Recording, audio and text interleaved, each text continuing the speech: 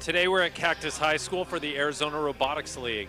Last season, the Arizona Diamondbacks Foundation and Honeywell invested in this playing surface that you see behind me to give first robotics teams in Arizona a chance to practice their skills during their off season.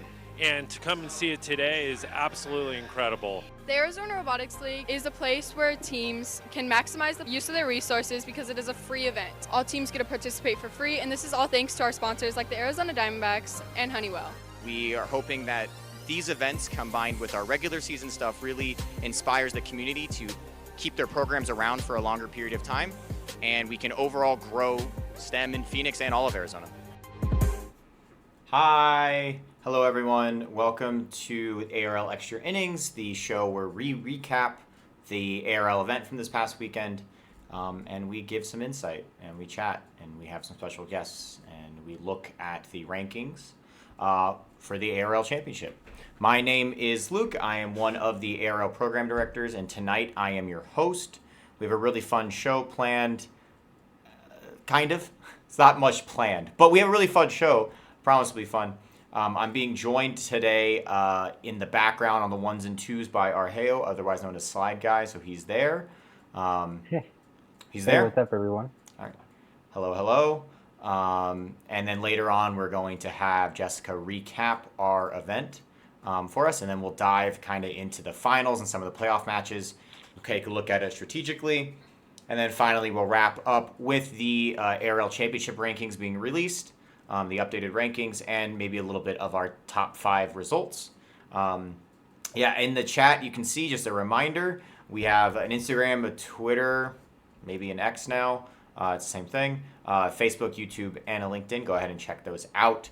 Specifically, the YouTube, if you didn't see my post in our Discord, all of the matches from ARL July are now up on our YouTube, so you can head over there and catch up on the action that you missed. You can also find these shows on there as well, following their conclusion. I know I was really slow about getting it uploaded last Wednesday because I kind of forgot and then fell asleep, and then suddenly it was ARL.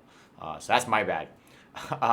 So definitely, head on over to the YouTube and give it a subscribe, and you can find all the matches uploaded there. Usually a couple days after the event is over. I just want to say huge shout out to everyone who came out this past weekend. We had our largest qualifier ever. The atmosphere was awesome. I gotta say the playoff atmosphere was great. From a programming standpoint, it was awesome to see. We kind of have these since last year. We've had these like smaller events, right, where we just have the minimum number of teams that get it through, and we're gonna run it no matter what. But to see the stands full of people, right? There's more people in there than I've ever seen, and the atmosphere to be really hype for finals. That was really nice. That was really fun. And the finals delivered, right? The playoffs delivered. We had really exciting matches, upsets all over the place. With still ending up with our number 1 seed winning. Congratulations to them. I can talk more about them in a bit, but it was great. It was great. I hope you guys all had a great time. I appreciate you working with us. I know the pits were a little bit crowded, and we're going to look at kind of altering that a little bit for next month. Not too much, because we're still adding more teams. But yeah, I hope everyone's doing good tonight and had a good time this weekend. I'm interested to see what more changes are going to come to some of these robots. That's great. That's great to hear. That's the point. That's the idea, right? We want it to be worth it, right? And I think thanks, huge shout out to our volunteers. It's awesome. Like the event ran really, really well. And we got more in store for August. And it'll be bigger than and better, to be honest. Like there's still more to come. We're building on every event. Yeah, I agree. The playoffs are cool, right? So I did actually get some of the questions at the events that even though we had so many teams, are we going to keep the same playoff format just for alliances? And obviously the answer was yes. And I think that was really great because you could see that like every alliance like was scoring points and was pretty even, right? We didn't have too many alliances get slammed, right, and just like beat by a lot. And we had a lot of upsets, so like it felt like every alliance had a chance to win some of the matches, right? So yeah, the four alliance is still working out really well for us. The championship will have all 8, but for a qualifier, it was really great. And it was great to see some of the teams we haven't seen in an ARL event this year. Them showing up, it was awesome. So, yeah, congrats to everyone who competed. I know. Yeah, right. The qualifications themselves. When Jessica's gonna mostly recap playoffs, so we can talk about quals for a bit. Quals were kind of all over the place, huh? Like at lunch, I think the Aztec second robot was ranked number 1, and I was like, whoa, that'll be crazy if they ranked number 1, right? Because it was just a swerve drive. So yeah, the rankings were awesome. It was truly awesome to see DOF ranked number 1, and it made their pick made total sense. At a plasma. Yeah, huge shout out to AZ Tech. Obviously, their first event of the season, and to almost rank 1 with their swerve, just a swerve base, awesome, right? And that swerve base did have auto, right? It had auto and it balanced. So, it's not like it was just kind of like sitting out there and then driving around playing defense. They pushed game pieces in and it balanced an auto, which, huge. That balance in auto is very big for ranking high, and clearly it showed. And then they end up captaining, right? So, right? Did they? I think they did end up captaining the 3 seed. Data guy. Yep. Data guy. Right. They were captains. Yeah, that's what I thought. Huge shout out to them, and shout outs to our other captains, right? DOF and who else captained? Aztec number 2.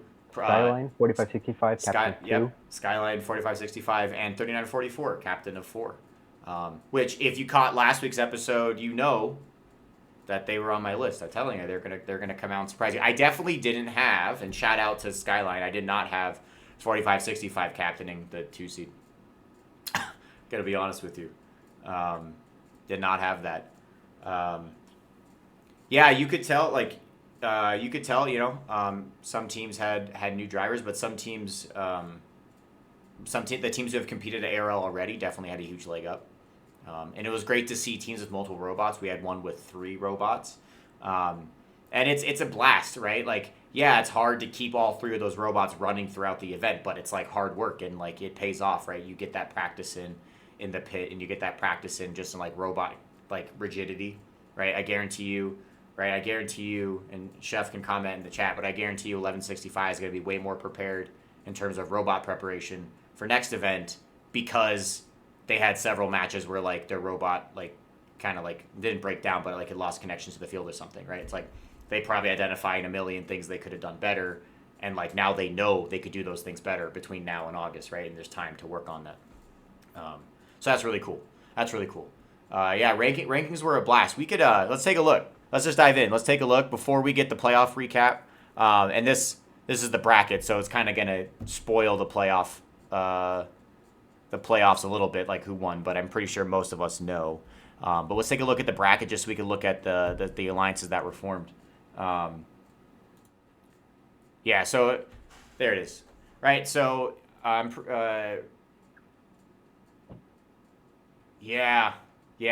having 3 robots. I can't imagine having 3 fully charged batteries ready at all times for those robots. I know that like 498 deals with that problem. We're just running 1, so I can't imagine doing it with 3, and especially like not having your full pit set up must be a giant pain. But you guys did great. So our number 1 seed captain was DOF. Again, huge shout out to them. I just want to give give like a personal shout out to DOF. You know, they've been to every event but one. Right? I think DOF 2403 and 498 have been to every ARL event dating back to last year except for one. Right? Each of us have missed one. They've each missed one, yeah. Right? And just a huge shout out to them for finally capturing that 1 seed. You know, we've talked about DOF a lot dating back to last year, where they've always been kind of the bridesmaid, right? Never the bride. They've been two captain finalists, right? They've been knocking on the door, so to speak, for years, right? It's a year, 2 years. So it was great to see them rank 1, and because they deserved it. And obviously picking up Plasma was great for them because just Plasma can't lose, right? They just dominate. I think dating back, if you take out the event, Arheo's got this number. If you take out the event if you take out the October event last year when Plasma didn't come, and you take out ARL Champs, Plasma has won how many events in a row now? Oh man, I just had that. It's all but one, I believe. Impressive. Super impressive. They certainly are undefeated this year. They've won every event. 1 from the captain or number 1 captain spot, and 2 as the first pick of the first seed. So, you know, if you're looking to win the event, you rank 1 in August, I would look at 200403. They seem like they know what's up. And it's kind of cool. We're gonna look at it, but it's kind of cool that how they're winning the events continues to evolve, and we'll dive into playoffs a little bit, and I can extrapolate on what I mean by that. Strategically, from a strategic standpoint, it's pretty great. So shout out to DOF. It's been a long time coming. Those of us who have been in Arizona FRC for a bit know the journey that DOF has been on as a program. And you know, I can't applaud their build philosophy enough, and kind of the stick-to-itness of the team. It's hard. It's hard when you're not doing it's hard when you're not winning to keep it up, to keep grinding, right, and to believe that it's going to happen. And I know it's just an ARL, but it's huge. It's great. So it's their first victory ever. Yeah. So huge shout out to them. Well deserved.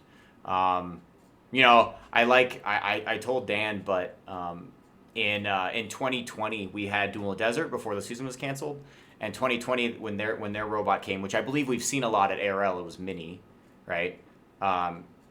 The 2020 robot, I knew like there was like a philosophy change compared to like their 2019 and 2018 robots, right? I knew, and I was excited to see that robot play, and I never got to. But you could tell at Dual Desert that there was like a design philosophy change or a team philosophy change where they were going to build within their means and slowly, right, since 2020. And it's hard. It was hard to maintain that momentum, I'm sure, between 2020 and 2021, right? The COVID gap really affected, at least it affected 498. I'm sure it affected many other teams. So it's hard. I'm sure it was hard to maintain that momentum, but they've slowly grinded and iterated and gotten better. And this robot this past year, like even in competition season, was their best robot they've ever built.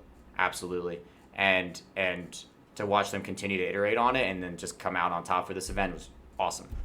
It was great to see. So huge shout out to DOF. You know, other shout outs, like I said, 3944 ranking as the 4 captain.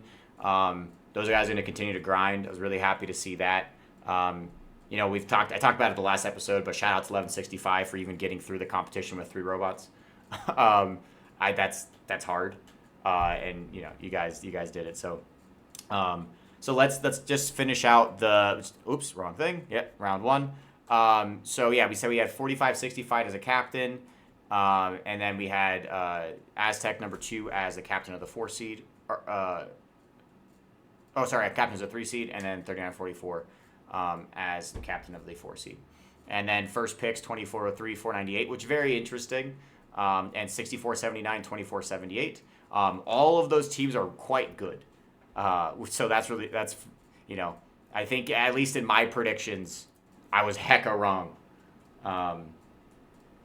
We can look at match 26. Not your fault. I mean, it happens, right? It happens. I'm just glad you stopped moving.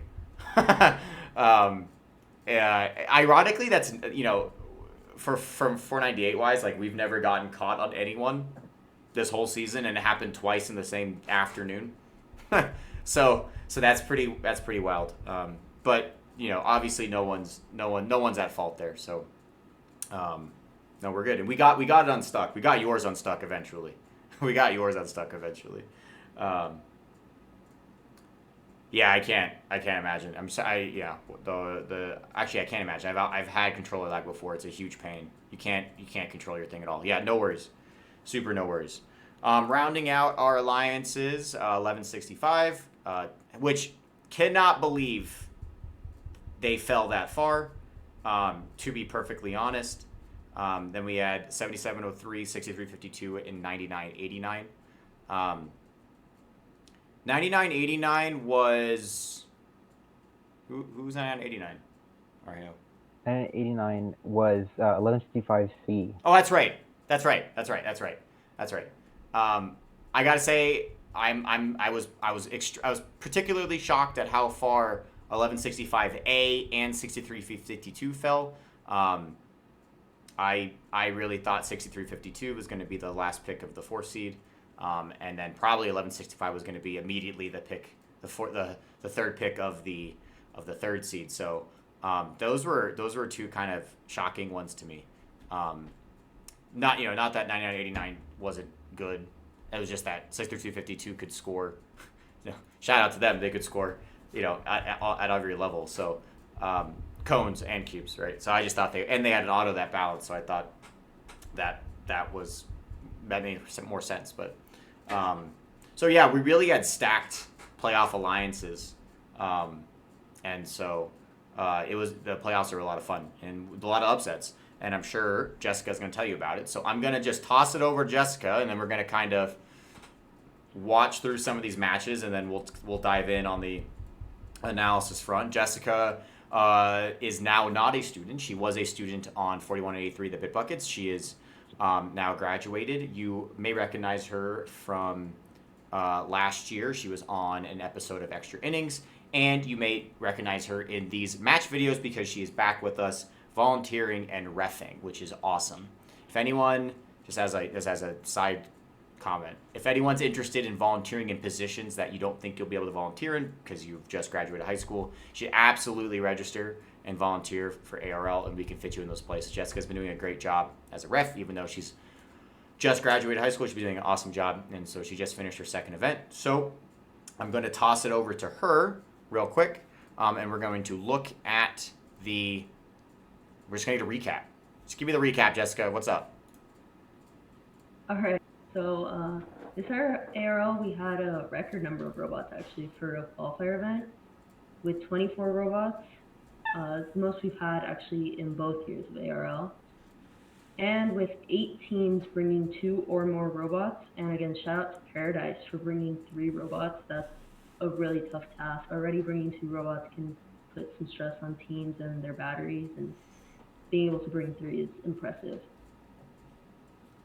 And the qualification matches, they gave us some pretty interesting matchups. We haven't seen quite interesting matchups like this before. So some trouble from the traditionally powerful teams led to the unexpected teams being at the top, like we mentioned earlier, with I think it was 99-94 being at the top of the rankings around lunchtime. But as matches continued and everything started to settle down, 64-13, Degrees of Freedom secured number 1.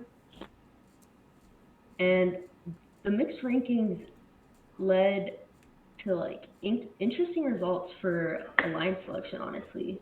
We had some interesting picks, and honestly some teams that went unpicked for a longer amount of time than I would have guessed. So starting with Alliance 1, we had 64-13 select 24-3 and 1165, which is surprising because 1165's robot's pretty strong, and to see them go all the way back up to the first alliance in the 2nd round of picks was pretty surprising. And then with Alliance 2, we had 45-65 as our captain, which is an interesting team captain up there to see. Typically, we see stronger teams at Alliance 2, but they really showed out this event and did their best, and they got that second captain.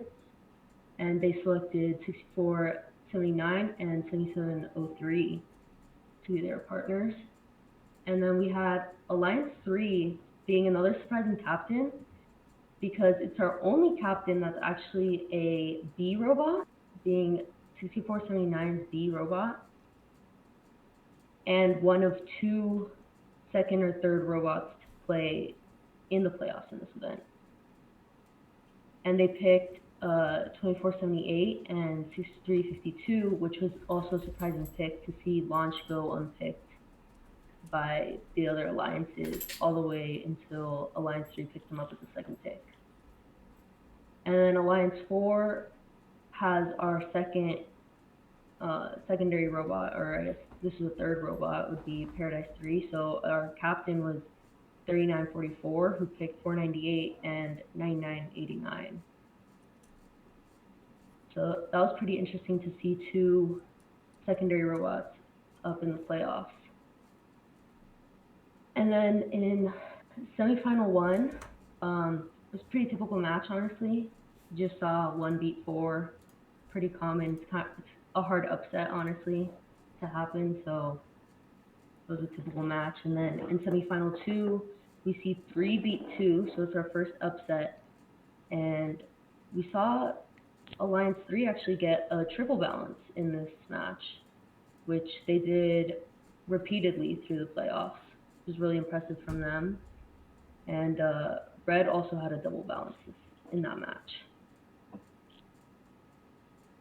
And then in semifinal 3, we saw 3 upset 1 with that triple balance again from Blue and the double balance from Red, but it's still the triple balance really just took them over the top. And so that put Alliance 3 actually into the finals. So they secured that spot early. And then in semifinal 4, we see Alliance 4 knock out Alliance 2 in kind of a surprising match. Sadly, 7703 got tangled up in 498, and it resulted in a red card for them, and so their alliance did not continue. So that sent Alliance 4 into semifinal match 5, so the lower bracket finals. And in this match, we see 1 beat 4, which again, it's not too surprising. It's actually the second time they beat them in this playoff bracket.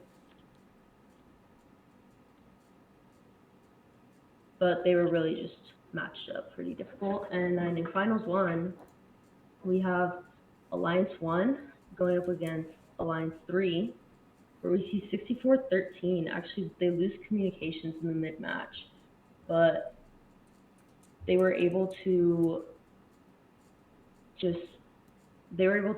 bring it back anyways. Their alliance partners were still able to get enough points to bring them the win and put them 1-0 up into finals 2, where in finals 2 we see actually a lot of dominance from Alliance 1, really the whole match. And Alliance 3 tries to get off a triple balance to get the points up off to them. Alliance 1 actually doesn't get that many balance points, but even with the triple balance, it wasn't enough for Alliance 3 to close the gap, and Alliance 1 still took the win, but it was still pretty close. Awesome. Yeah. Thank you, Jessica. Yeah, so congrats to Alliance number 1. They come back from the lower bracket, and they take finals in 2. I think there's a lot of actually particularly interesting playoff matches that occurred, and I think let's take a look at a couple of them, take a deeper dive. I think like the first one that's particularly interesting to look at, obviously is the upper bracket round 2 match number 3, right? This is where the 3 seed upsets the 1 seed. And it's pretty fascinating watching these two teams duke it out, because on paper their strategies are different and the points are very close. Because it's very clear, at least to me, and if anyone's on the alliance, you could probably chime in, but it's very clear to me that the number 1 seed, their game plan was 2 high links and fill the bottom all the way. So 5 links total, 3 low links, 2 high links, and you double balance at the end. You should be good to go. The 3 seed strategy was a little bit less point potential on the grid, right? They went for at least 1 mid link and then filled the low, but they made up for those points of not getting the high links in the balance, right? So yes, like in total, the 3 seed strategy, like the total point potential is lower than the 1 seed, right? But, and as this is what you should do as a lower seed, you need to put pressure on the 1 seed, right? If you try to aim too high as a lower seed and you miss, then you're not scoring your point potential. And even if the number 1 seed messes up, they still have more points than you likely, right? But if you aim for something reasonable as a lower seed, and it's like a risk, right? But if you aim for something lower that you can get, it puts pressure on the 1 seed to put up minimum. And if something hiccups, then you have a chance to win, right? So in this first matchup between the two, they have Plasma, right, 2403 and 6413 on cone duty to start the match, right? And of course 1165 just doing their thing that they do so well, which is just control the middle of the field and grit the cubes and go score them for the low links, right? And blue strategy isn't too much different. 6479B is just playing some middle of the field zone defense. Westwood is picking up as many cubes as they can in the middle of the field as well, and filling the low while Launching is cycling to complete their mid link. A couple interesting strategical decisions here. They have, so Westwood is scoring pieces in the grid over here that never end up being a part of a link. And so I know we talked about that on Wednesday last week, but I would super prioritize scoring links before anything else. So obviously they scored. Sorry, I didn't mean that middle. That middle cube ends up becoming a link. It's this one on the end that never becomes a link down here. But it's very clear their strategy was mid links and then low links. To the number 1 seeds were high links and then low links. And so what really messes this up for the number 1 seed here is obviously Plasma's a little handicapped in the middle of the field, right?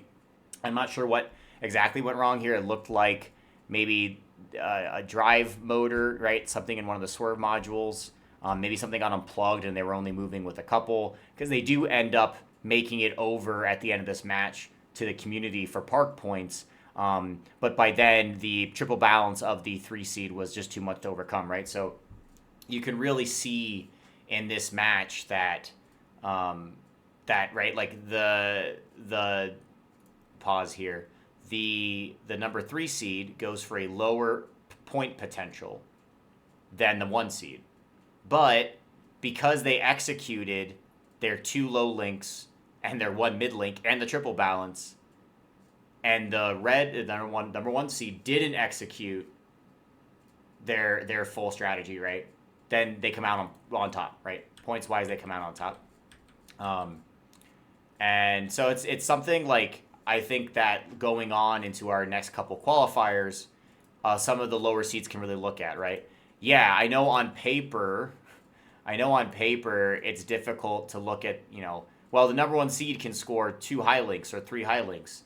Yeah, well, can they do that while they also score all the low? Or can they do that while they also score mid? Or can they do that while they also balance 3? Because sometimes the answer is no. Or the answer is yes, but it's really hard. And so you don't necessarily have to, shoot outside your abilities to score really high, right? If you just put up a solid score and you just put the pressure on the higher seed to execute correctly, sometimes you come out with a dub. And in the case of the double elimination bracket, it's easier than ever because sometimes all you need is that one, right? Yeah, sure, they play each other again later, but in this early matchup, the number 3 seed gets to stay in the upper bracket because they come out on top here. So very fascinating, very interesting match. I think Plasma being disabled, or not disabled, but they were having difficulty driving for more than half. That really affected them finishing the low links.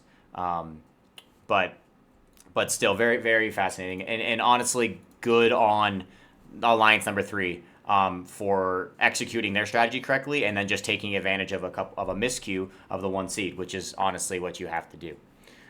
So then the next match I really want to take a look at. I don't really want to look at the number 1 seed beating the 4 seed twice. I don't really think it means anything.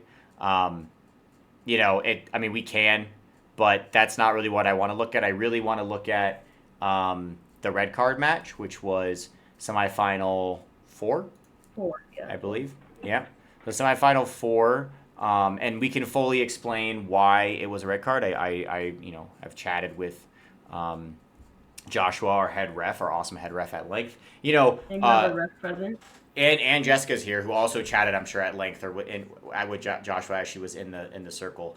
I just want to shout out our head ref Joshua and the rest of our reffing crew for making what I believe to be 2 very correct calls in 2 different parts of the day. In fact, I would have called the one in playoffs as a yellow card, and Joshua explained it to me as to why it was a red, and just by the rules. And I agree with him. And earlier when Prytronics got caught on 498, it was the exact same thing. I actually thought it was no penalty, or I didn't want it to be a red card. I was worried it was going to be a red card, but it wasn't, and it was correctly called. So shout out to them. We really want to make sure that we're calling the calls correctly, and once they're called, we want to make sure that everyone on both alliances know why the call was made. So if you're a part of that one of those alliances, or at least the robots involved, you probably know. So let's take a look, right? And it'll give us a chance to talk about the 2 seed and the 4 seed. Both alliances were built a little differently. The number 4 seed we're truly relying on the cube ability of 1165 number 2. And 498, speaking from I was behind the glass, I was definitely surprised to see us get picked so early. I know that we've had success in the past, but definitely the robot struggled a lot this event. We, kind of bit off more than we could chew and just didn't have time to fully execute the changes we were making. We had a lot of changes. And so we were definitely not at our full ability. And you saw, I'm sure, throughout the day, it was not good. So the number 4 alliance strategy was pretty straightforward. We were trying to hit at least 2 high links and score as many low as we could. And we were relying on the cone ability of 3944 and 498. 498 spent more time with the cube or the cone jammed than they spent doing anything helpful. So in this match particularly, the cone gets jammed, and 498's kind of left with no other choice than to play defense. It was a little bit more. It appeared a little bit more aggressive than we were intending. We have just changed our gear ratios and our swerve modules. We have L3s instead of L2s, so the robot moves a little bit faster than I think our driver Regan was used to. So there were a couple times where we were a little bit, unintentionally fast at times. But that regardless, we're playing. The 498's playing defense on 7703 here to try to prevent them from getting across the field. At this point, they initiate a pin, they let go, and unfortunately, in this instance, and we get caught. So this isn't actually the catching and the polling you're seeing on the screen is not actually why the red card was called. This would have actually just been a yellow card. I can confidently say that nothing on the 498 robot was broken. and which was great. It was I got worried for a second because 7703 was caught on some wires, but nothing was broken. Both 7703 graciously stopped moving, and so we kind of just stayed connected the rest of the match. And Red does go on to lose this on points. The reason that Joshua gave, and Jessica can corroborate this, is that 498 was essentially incapacitated for the match. Right, so 498 wasn't broken, but was incapacitated, and therefore that was the red card. So even though no damage was done to the robot, incapacitation did occur, and that's why the red card occurred.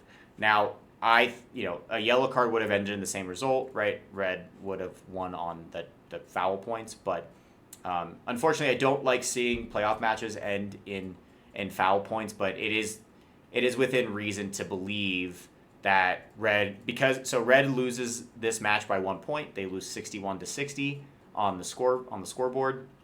If 490, the way Joshua put it is that if 498 is not hooked here, it's reasonable to say that they are back and parked in the community, or balanced on the bridge or something like that, and the points might be different. And because the points were close enough where something could have been different, that's why the call was made in the way it was.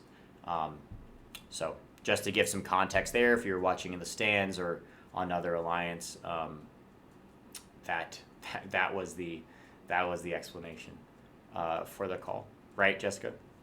Yeah, and like that's just what we were really worried about. You weren't able to go score more points, and I mean, regardless of your manipulator not working for game pieces, you could have scored points in the end game, and that was the important part to keep in mind, which is actually where the rule that we're looking at is specifically. I mean, it comes down to like our decision, obviously, but like that's kind of its purpose.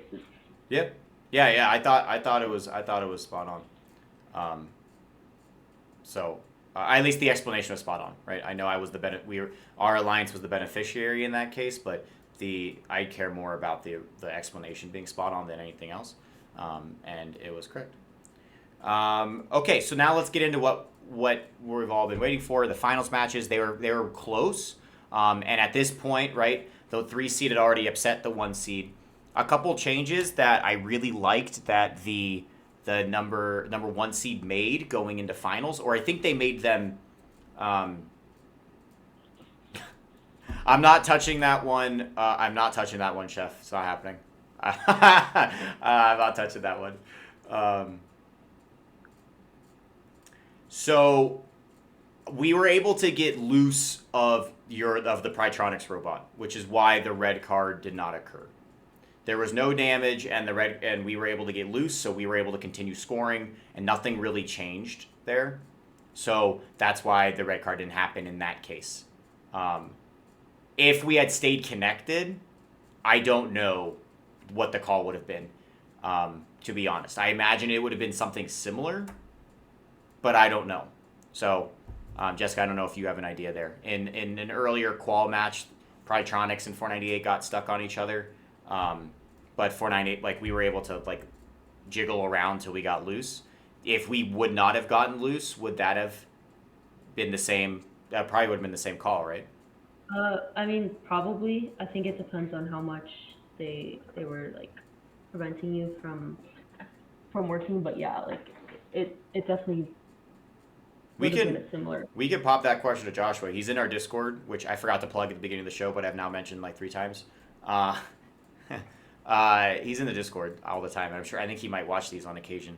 So I'm sure I believe the rule comes down to rule G205, the adjusted one that Joshua has. Yep. So we purposely have adjusted. Yeah. So we purposely adjusted the G205, 204 rules. And to be more team at friendly. The end, it comes down to his discretion, really. Yep, for sure. Not touching the Team Taters calls. Personally involved in one of them, and the other one was also wrong and unfortunate. Shout out to Team Taters. Hope they come back, although they probably won't because they're bad. All right, so finals. So one awesome thing that I love what the number 1 seed did. So the number 1 seed, they get upset, and they're able to quickly assess kind of what happened. And I think they made some positive changes. So if we watch Finals 1, and they make these, I believe they make this change in the fully implement this change in the lower bracket finals, which we haven't looked at, but they beat the 4 seed. Essentially, they switch roles of degrees of freedom and 2403. DOF solely focuses on cubes from the get-go, which they are much faster at, and Plasma focuses on the cone game. And I think that change really helps them just truly execute their strategy, right? Which is why I was saying shout out to Plasma earlier, how their roles in these matches have kind of evolved, right? Last event, 991 was doing a lot of the cone scoring, and Plasma was just getting their cone scoring working. This event, they've added a new beam break sensor, I believe, or color sensor, one of the two, onto the manipulator to help them better pick up cones in the human player station, and it showed. And so then they become the cone dominant part of their alliance. So they're just really able to execute their overall strategy, right? 2 high links all fill the low to a much higher degree in finals matches, right? They're practiced now. I think that some of the things that some of their lanes could have been a bit better. Like if I was Plasma, I would commit to never going out this open lane, because that's where DOF wants to go. But they definitely execute this strategy much better, right? And then once all the cones are up, Plasma's freely able to continue doing cubes again until the end of the match, right? And so they end up, they execute the strategy they want, they double balance. Meanwhile, the 3 seed is kind of behind from the beginning, and they kind of just don't catch up, unfortunately. At this point in the match, they don't have any cones up. Westwood's filling the low, but Launch is struggling to get across the field here. DOF does die for a bit of this match, like Jessica mentioned earlier, but it doesn't end up affecting them in the end, right? They're still able to execute pretty perfectly. So if we skip ahead to the end of the match, right, they're up by 30 at this point. So even with the triple balance of the red, which I believe they don't get, right? They don't even get it, so they would have won regardless here. Red finishing with their 1 low link, right? And honestly leaving a lot of the low links open. This was something that I just wanted to call attention to again. So going forward in future ARL events, I would really prioritize filling the low links before you go for things. We'll go for cubes other places. The point difference there, it favors you to finish those low links rather than put this cube here, right? Or put this cube here. Some of it's done in auto, I know, and that's totally fine. But in the matches, I would try. And I know that Westwood, is in this gyro station over here, so scoring these low links over here is much harder. I was also a little surprised that off the rip of the match, they don't send Aztec B across the field immediately and try to mess with all these cubes. Right, the match starts and the Aztec they go off the side, and by now there's only like 2 cubes left, and they choose to play this zone over here, rather than focus on getting these cubes that are against the wall down here back into their zone, or at least prevent 1165 from grabbing them, or at least one of them. I don't even know what happens here. Well, they at least, I guess it worked out in their favor in the end. So that's Finals 1, and then we could take a look at Finals 2. We'll get it queued. Not too much changes between Finals.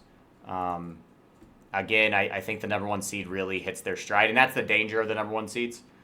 Once they hit their stride, they're the number 1 seed for a reason, right?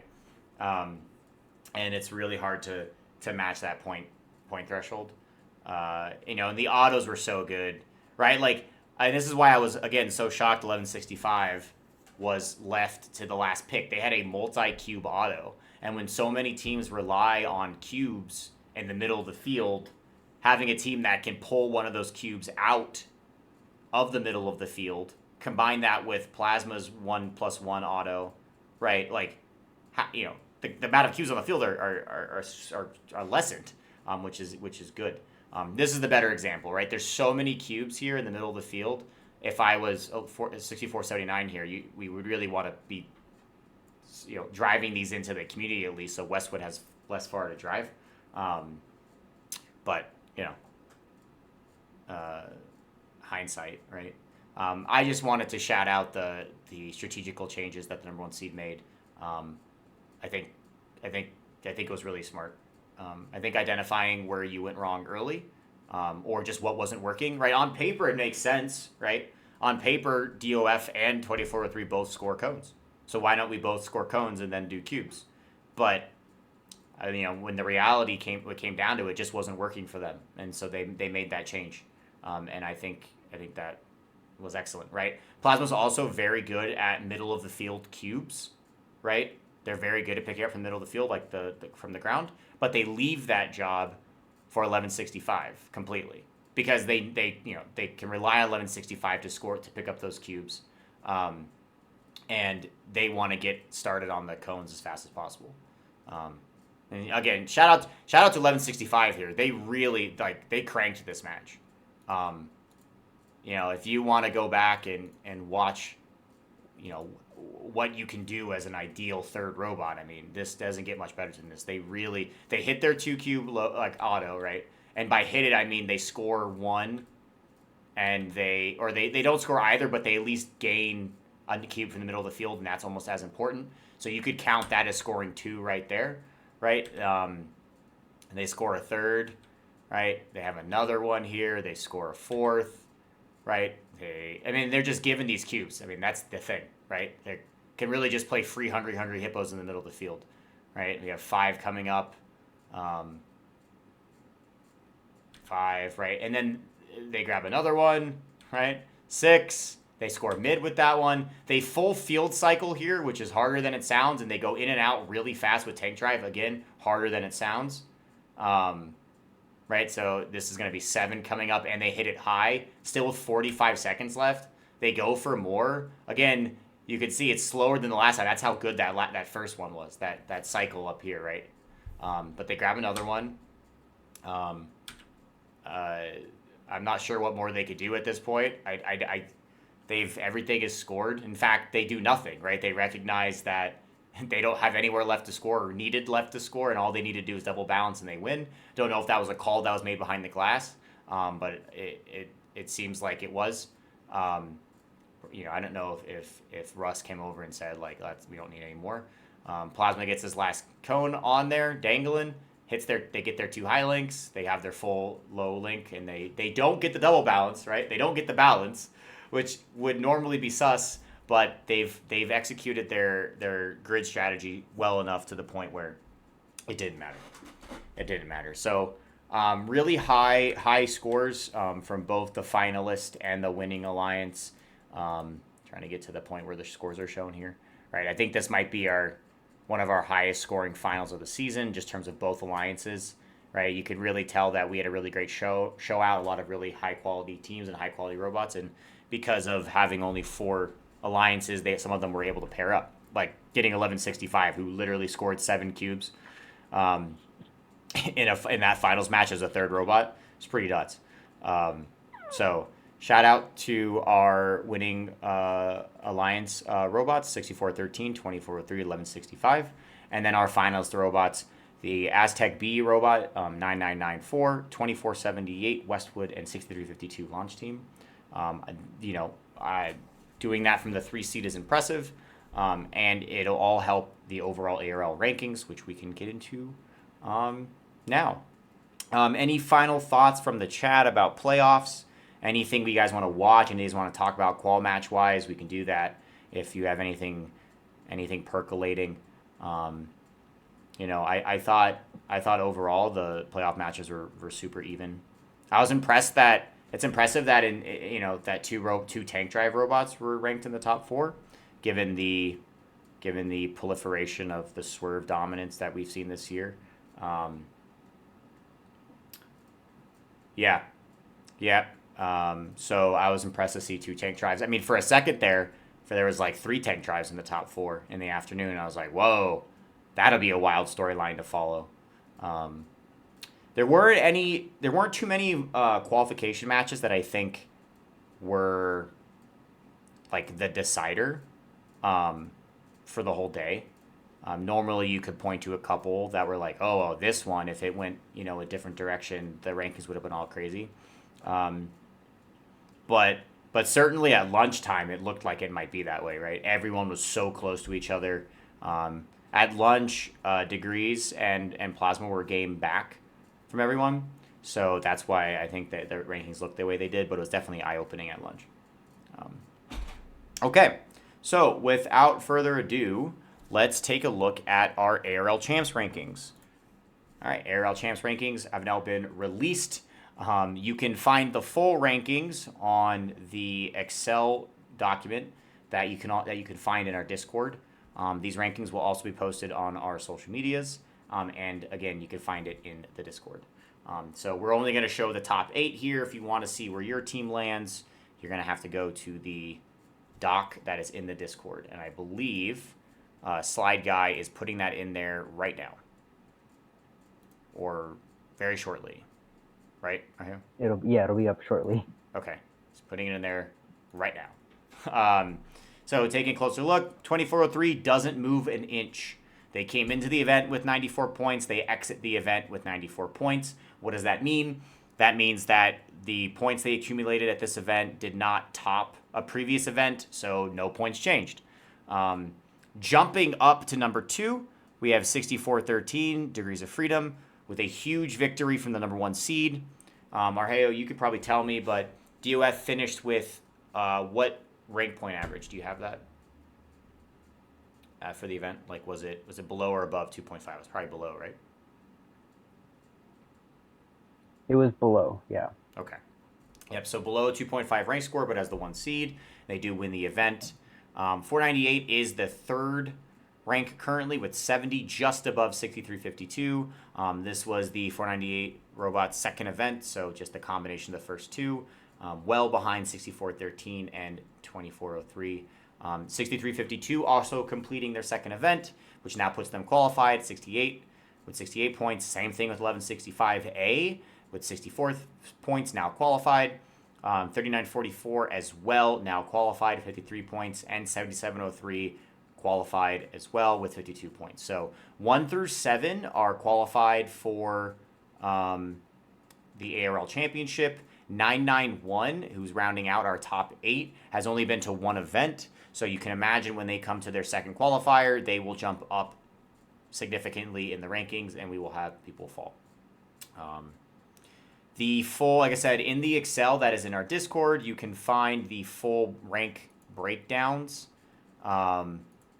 So, like, you can find, like, why you're ranked where you are. And you can also find the ranking system in the ARL handbook, which you can also find a link to in the Discord. So congrats to our teams. It'll be interesting to see. I'm pretty sure all of the teams here are registered for ARL August. And we'll have, like Westwood, AZ Tech. Those teams have only competed in 1 event. So they'll have their 2nd event under their belt after the ARL or the August event. So I think at the end of this month, we will have a really good look at the final, like at our top 8 going into the final event of the season in September, the qualifier.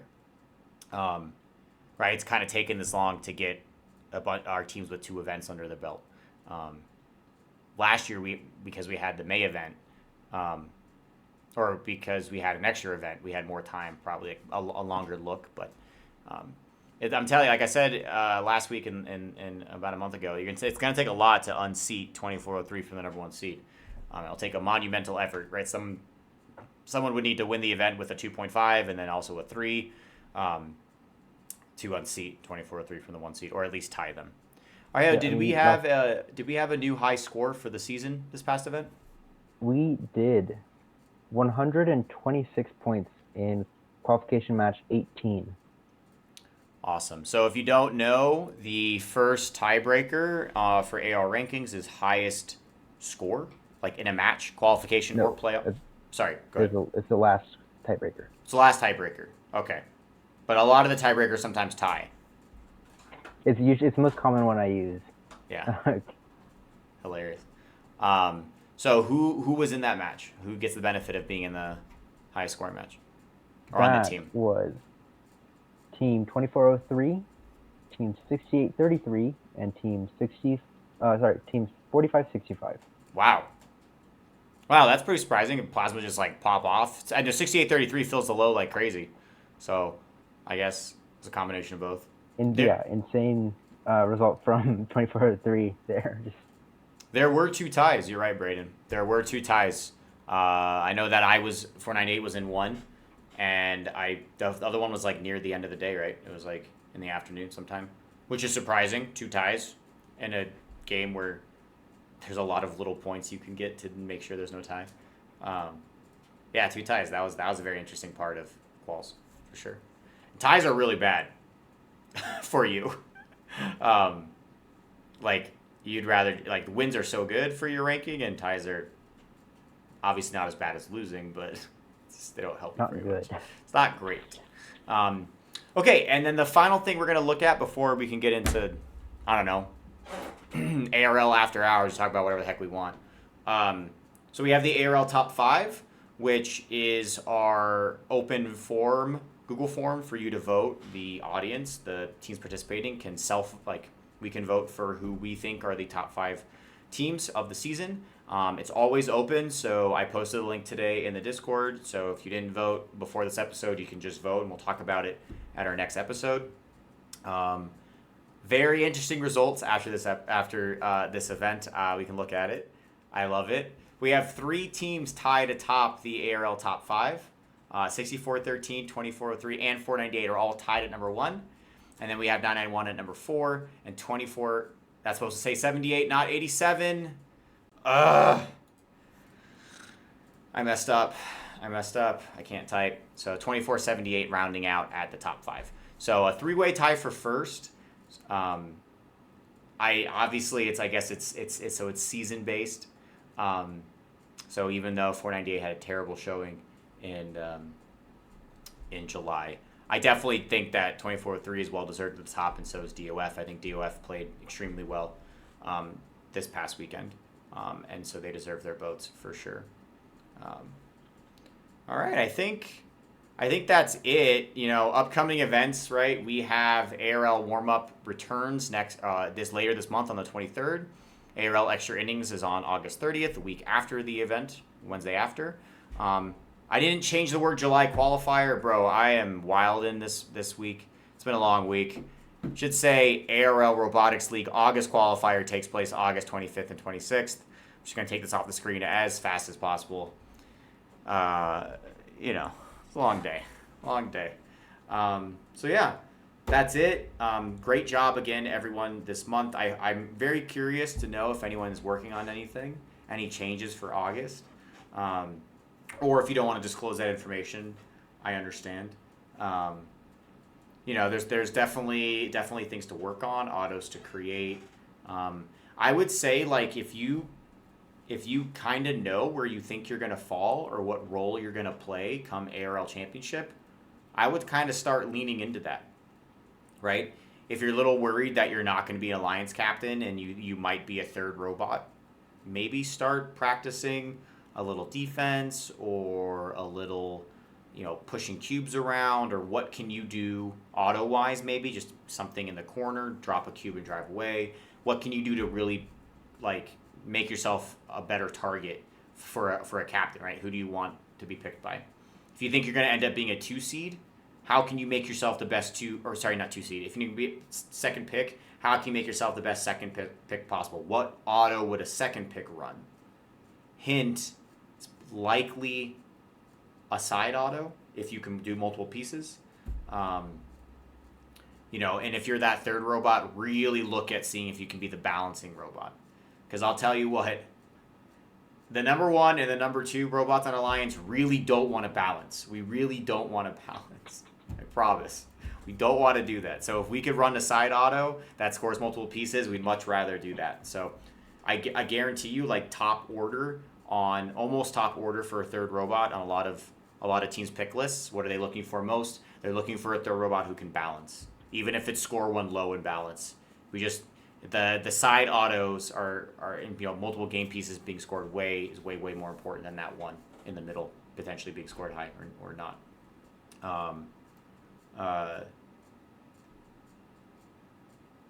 Yeah, I was really impressed by a lot of swerve driving this weekend.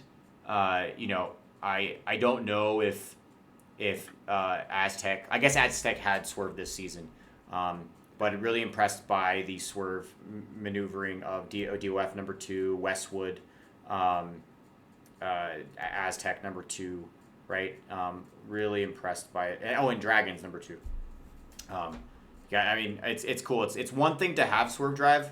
It's another thing to give yourself time to practice with it and learn about it, which is why ARL is so great. So you see a lot of teams pulling out just swerve drivetrains. I think that's awesome because it gives you time to practice and time to tinker on your swerves because there's a lot to learn. We're still learning. Right? 498, I'm sure Plasma can say the same. We learn more every single time we use it. Like, man, we should probably run that wire differently, or whoa, that we needed to check that bolt more often. I didn't realize that was going to come loose, blah, blah, blah, blah, blah, right? Or we should have Loctited that. Couldn't recommend it enough, right? Even if you think that robot can't score anything, it's just going to drive, love to have it. We'd obviously love to have it entered in the comp and then and everything else. A quick shout out to everyone who helped us tear down the field. This was like the easiest cleanup tear down that we've had. Having y'all stay afterwards, at least a couple of you, right, from each from the teams to help us with the teardown really made it go fast. So I really appreciate that. You'll probably get your mentors or whoever registered the team will probably get a similar if you're volunteering, you'll get a similar email that for the August event if you want to show up a little early and help the team set up or help us set up the event. That's really helpful. You won't be able to necessarily work on your robots and stuff, but or like run on the field. But any help that we could get, honestly, the better. Let us know. Yeah, it was a great teardown, honestly. Super fast. Very happy with it. Very happy with the teardown. Maybe next time we'll get people to stay till the carpet rolling part, which it just sucks. There's no way you could get around it. It's just not enjoyable. But yeah. All right, so we're kind of in the after hours portion of the ARL Extra Innings recap. I do want to thank Jessica and Argeo for joining me. We are going to have a special episode between now and the next warm up, where we're going to sit down with some of the team leads on 6413 and kind of talk about their program. So I'm really excited about that. I really think that their journey can be pretty relatable to a lot of the teams in our state. So definitely keep a lookout on the Discord for that announcement, like what day and time that'll be. It'll obviously be sometime in the next 3 weeks. 2 weeks. 3 weeks? How many weeks till the next ARL? 3? Wow, it's not a lot of time. There's so much to do. So much to do before the next ARL. And the start of school. Oh yeah, rip to all everyone going back to school. I just work every day, so there's my fun. I don't have a wonderful school year. That's what you have to say. Yeah, sorry, have a wonderful school year. That's what I meant. Definitely just don't think about changes that you're going to make for ARL. Actually study. I do also want, so we're going to have two special episodes. You've been going to school for 3 weeks? Holy moly. That's tough. When do you get out? Like when does summer break start? Yikes. That's tough. Well, I guess that's crazy. May oh wow. Okay, so you get out. I see. So you get out in before April, but you go back. Wow. Really? Wow. That's wild. That's wild.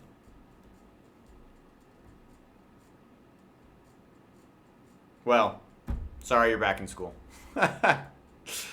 Oh, so you have 2 weeks of break, I see, in the fall and spring. That's nice.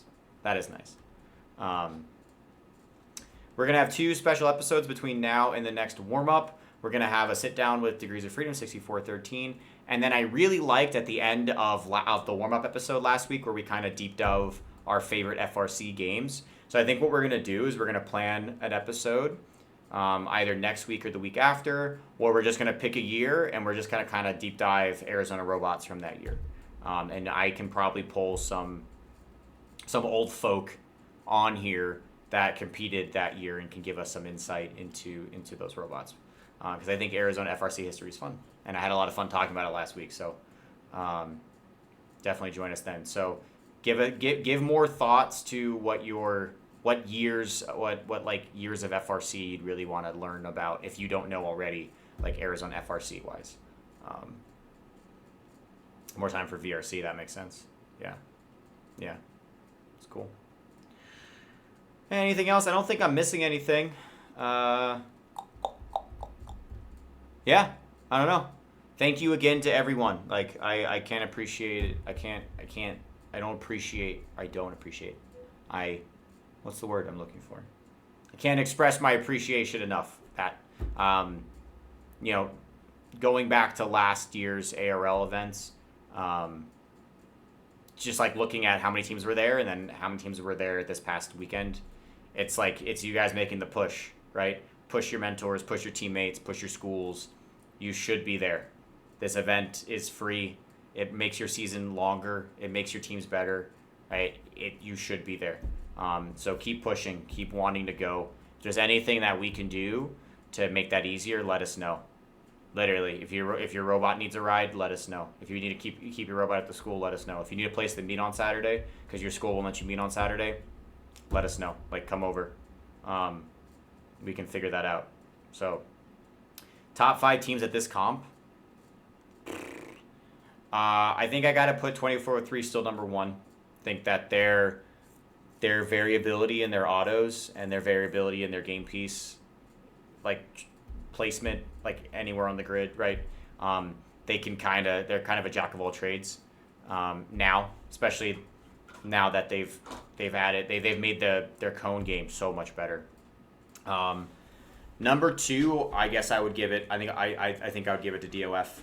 I think executing their game plans and quals, and they were flying. Like some of the cycles they did, right, point A to point B, I was very impressed. After that, I think I would go Westwood. For Westwood hasn't competed since AZ West, right? So for having not driven the robot in a competition since then, I was very impressed. They look better than they did, in the regular season, I thought. And so that was really impressive. I don't know. Go from there. I don't know. 1165. I got to go 1165 number 4. 1165A. Like I said, score like we saw in finals, being able to score 7 cubes is no joke. Being able to to shoot one and pick up a second in the middle of the field is no joke. And then number 5, rounded out with, I think it's like 39-44 AZ Tech tied. Probably. Yeah. I think those would be my top 5 performers from this past weekend. Yeah. But I think a lot of teams are like right there, and they have like just a room to grow for sure. And like they definitely make playoffs next time. That's the crazy thing, is because we only have 4 alliances, then the later ARL events, like the August and September event, it's going to get really, like, honestly hard to get picked. It's like hard to get picked. Yeah, I think AZ Tech had some technical difficulties during the comp, which they also had during like AZ West. Still like that robot can still cook, right? It's got swerve, it picks up cones and cubes, but they're like the way the arm is geared, I think it's prone to, like chained at least, it's prone to some mishaps. So, but hopefully they work on it, right? If they work on it between now and the next event, I think they're really good. I picked them to win the event. Clearly wrong, right? I have terrible predictions. That's why I don't make predictions. Stuck on a pole and snap, Sprocket. That's what I thought. Yeah. I thought you guys did good, and I know that like that stuff, that kind of stuff happens, right? I thought, I think AZ Tech. I think if you guys make some slight changes to that robot, it's why I had you. That's why I had you guys winning the event in my predictions. I think that robot can cook. I really do. And that's what competing more allows you to do, right? A lot of us, or a lot of Arizona, just only gets to compete in one event or two events, so they don't really get the opportunity to truly learn some of maybe the misdirections they went with their design and how to fix them. And that's kind of the fun part during the season, at least, like during the competition season, is making changes. So, I'm excited to see changes. I'm excited to see teams dialing things in, new auto modes and things like that. We're getting close to the Arizona State Championship too, so any changes we make now only makes the robots better for the state champs. For sure. Alrighty, folks, I think that'll do it. Keep thinking about what your favorite FRC year was that you never competed in, or even if you competed in it, and we are going to deep dive onto some of those in the coming weeks. Keep an eye out on Discord for those announcements. If you're not already following us on our Twitter or Instagram, please find us there. YouTube, I highly suggest you subscribe to that. You'll find episodes of this show there, and the future ones we're doing, the deep dives and the team dives, as well as all of the matches from this past season on there. And if you're not already in the Discord, join the Discord. It was actually a lot of fun this past month in July, seeing, shout out to 1165, shout out to Chef, posting in there their robot upgrades and their progress. It was really, really cool to see. I hope more teams use that and utilize, maybe get help with electronics boards or bumper building, or if you have any questions on how much weight allowance you're allowed to have, or if you watch a match and you have a question about a call, you can certainly post in the Discord, and we have refs and head refs and FTA and inspectors. Everyone's in the Discord, so you can get that answer pretty quickly. So highly suggest you join that. And that'll do it. See you all probably next week. I think next week is going to be our next episode. I don't know if it'll be on Wednesday at 7:30, but we'll be back next week. I'll be back. And after that, I guess I'm going to see you like every week this month. That's crazy. You're going to get really sick of me. So I'm going to bring on some guests so you don't have to listen to me the whole time. Thanks again to Jessica and Argeo. A lot of work goes on behind the scenes, so I appreciate the prep.